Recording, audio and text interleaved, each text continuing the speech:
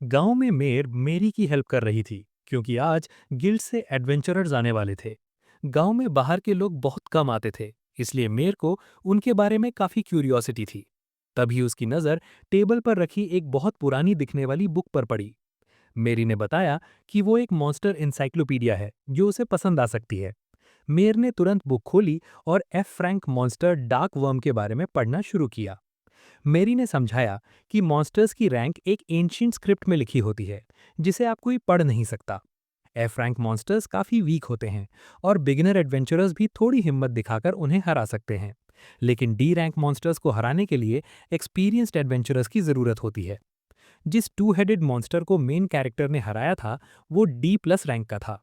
और जो monsters B rank या उससे ऊपर होते हैं वो इतने स्ट्रांग होते हैं कि उन्हें सिर्फ हीरोज और सेंट्स ही हरा सकते हैं। जिस रॉक ड्रैगन का शिकार करने उसकी पार्टी गई थी वो सी रैंक मॉन्स्टर माना जाता है। लेकिन मैरी को लगता है कि इवॉल्व होने के बाद वो और ज्यादा स्ट्रांग हो गया है। ये सुनकर मगीट डर जाती है। उसी समय दो एडवेंचरर्स इन्वेस्टिगेशन के लिए वहां पहुंचते हैं। कुछ मिनट पहले फरी गर्ल यूनो और ब्लॉन्ड नाइट मेल्चा मैरी के घर की तरफ जा रही थीं। रास्ते में यूनो ने मेल्चा से पूछा कि उसने सिर्फ दोनों के साथ सी रैंक मिशन क्यों लिया, क्योंकि ये मुश्किल हो सकता है। उसने कहा कि बाकी पार्टी के आने का वेट करना चाहिए था। लेकिन मेल्चा का कहना था कि सिर्फ दोनों के साथ जाना आसान रहेगा, क्योंकि अगर सिचुएशन खराब हुई तो वो भाग सकती है। यूनो अपनी स्पीड को लेकर कॉन्फिडेंट नहीं थी। उसने मजाक में कहा कि अगर मेल्चा सोच रही है कि वो सिर्फ डॉग पार्ट होने की वजह से फास्ट है तो ये रेसिस्ट बात है। फिर उसे समझ आया कि मेल्चा उसे डीकॉय की तरह यूज करने की बात कर रही थी। मेल्चा ने कहा कि रिलैक्स करो, क्योंकि वो सिर्फ जोक कर रही थी। उनका मिशन फॉरेस्ट को सर्च करना है, मॉन्स्टर से फाइट करना नहीं। इसलिए डिफिकल्टी रैंकिंग के मुकाबले ये आसान है। अब प्रेजेंट में दोनों मैरी के घर के अंदर हैं और इन्वेस्टिगेशन शुरू करने वाली हैं। मैरी के घर के अंदर पहुंचकर मेलिया और यूनो हैरान हो जाती हैं क्योंकि उन्हें एक ह्यूमन विलेज में एक एल्फ दिखती है। मैरी बताती है कि वो पूरी एल्फ नहीं है, बल्कि हाफ एल्फ और हाफ ह्यूमन है और काफी समय से इसी गांव में रह रही है। मेयर गेस्ट्स के लिए टी लेकर आती है। मैरी उसे कहती है कि वो थोड़ी देर बाहर चली जाए क्योंकि वो मिशन की डिटेल्स उसके सामने डिस्कस नहीं करना चाहती। फिर मेलिया पूछती है कि उन्हें किस इंसान को ढूंढना है। मैरी पूरा इंसिडेंट बताती है कि कैसे दा मिशन के दौरान मिसिंग हो गया और बाद में गांव के एक ड्रंक आदमी ने उसे कहीं देखने की बात कही। मैरी रिक्वेस्ट करती है कि वो र्यूमर्स के पीछे की ट्रुथ पता करें और मेयर को दोबारा अकेले फॉरेस्ट में जाने से रोकें। कुछ देर बाद मेलिया और यूनो फॉरेस्ट की तरफ निकल जाती हैं।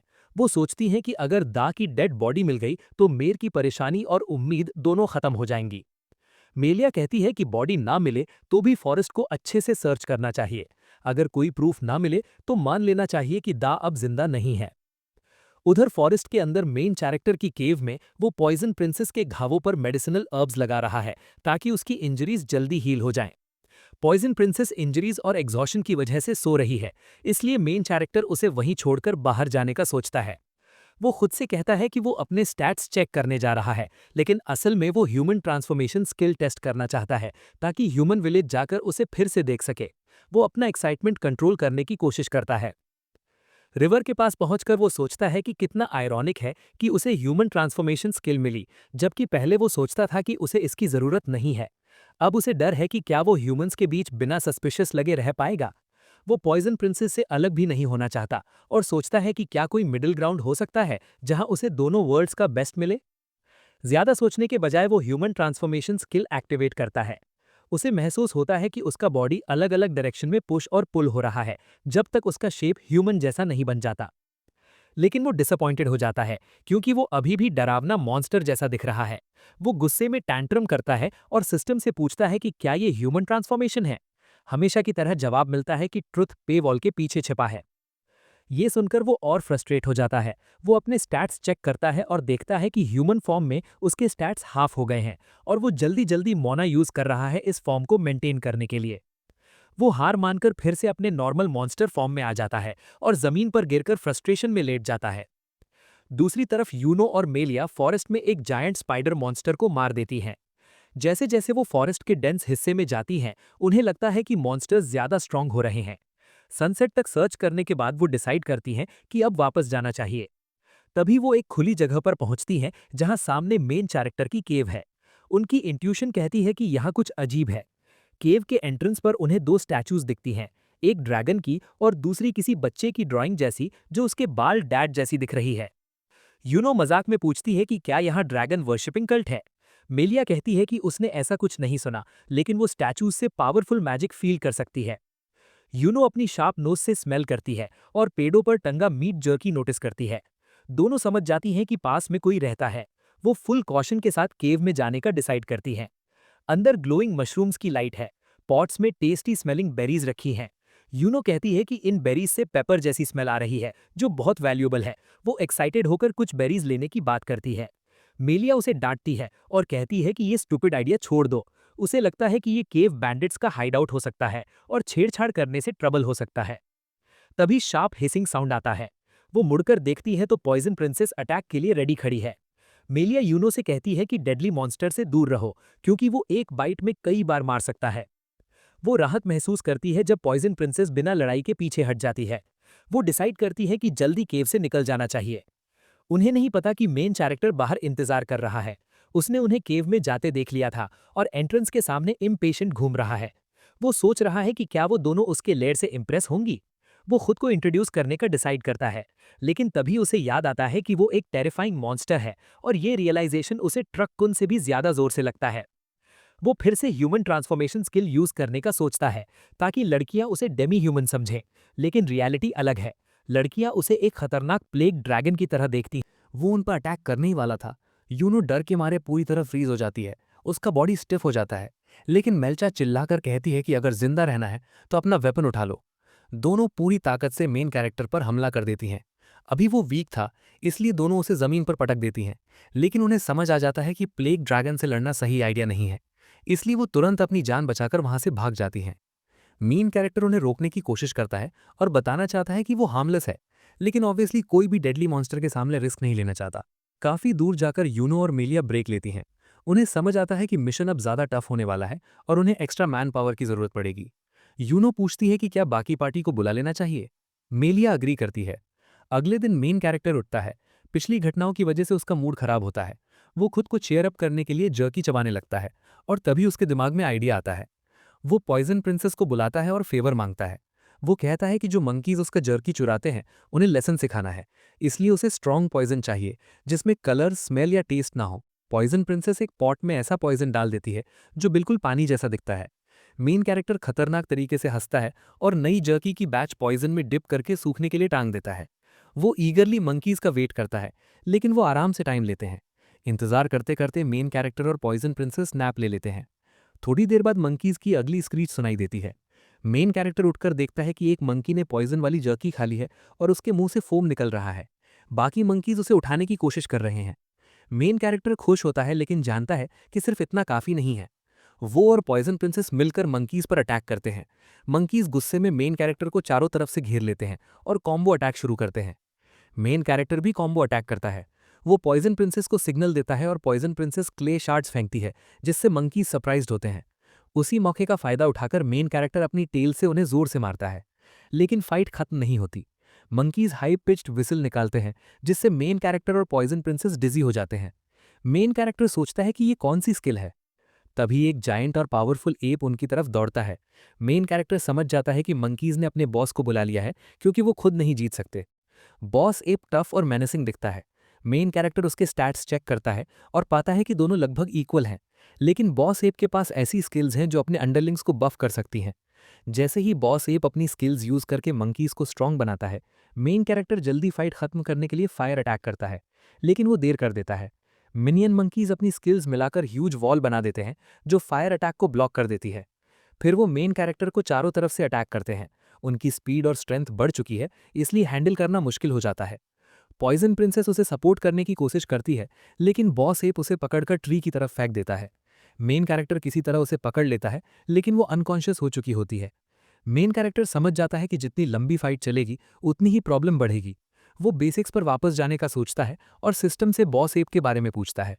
सिस्टम बताता है कि ये जायंट ओरांगुटैन D+ रैंक मॉन्स्टर है जो पिछले अल्फा को हराकर इवॉल्व हुआ है। ओरांगुटैन्स बैटल में इवॉल्व होना सीरियसली लेते हैं और अपने क्लैन को सपोर्ट करने वाली बहुत स्किल्स जानते हैं। मेन कैरेक्टर को ये इन्फॉर्मेशन खास काम की नहीं लगती, लेकिन फिर वो बॉस ओरंगुटैन के स्किल्स दोबारा चेक करता है और पाता है कि उसके पास टेलीपैथी स्किल है। वो डिसाइड करता है कि फाइट से पहले बात करने की कोशिश करे। इसके लिए वो एक अनकॉन्शियस मंकी को हॉस्टेज बना लेता है। बाकी मंकीज फिर अटैक करना चाहते हैं, लेकिन बॉस एप उन्हें रोक देता है। वो टेलीपैथी स्किल यूज करके सीधे मेन कैरेक्टर के ब्रेन में बात करता है। बॉस एप को मेन कैरेक्टर में इंटरेस्ट होता है क्योंकि वो उसके स्टैट्स देख सकता है। वो पूछता है कि उसे क्या चाहिए। मेन कैरेक्टर कहता है कि अनकॉन्शियस मंकी को पॉइजन दिया गया है और अगर कुछ नहीं किया गया तो वो मर जाएगा।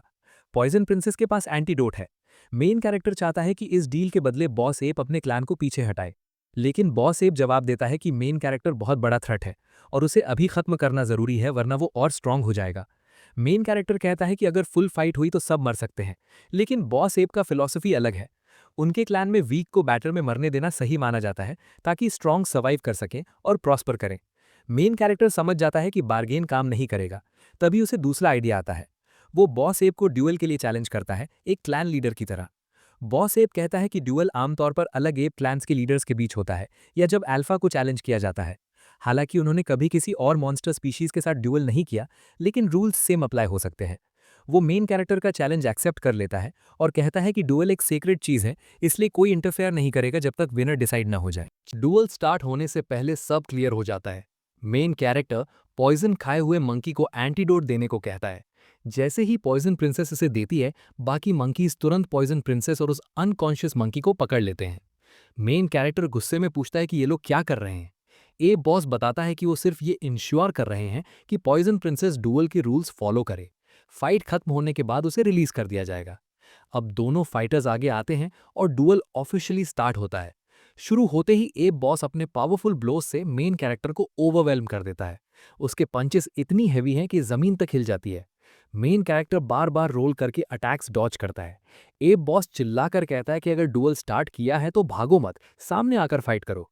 मेन कैरेक्टर समझ जाता है कि हमेशा डॉज नहीं कर सकता, इसलिए वो काउंटर अटैक शुरू करता है।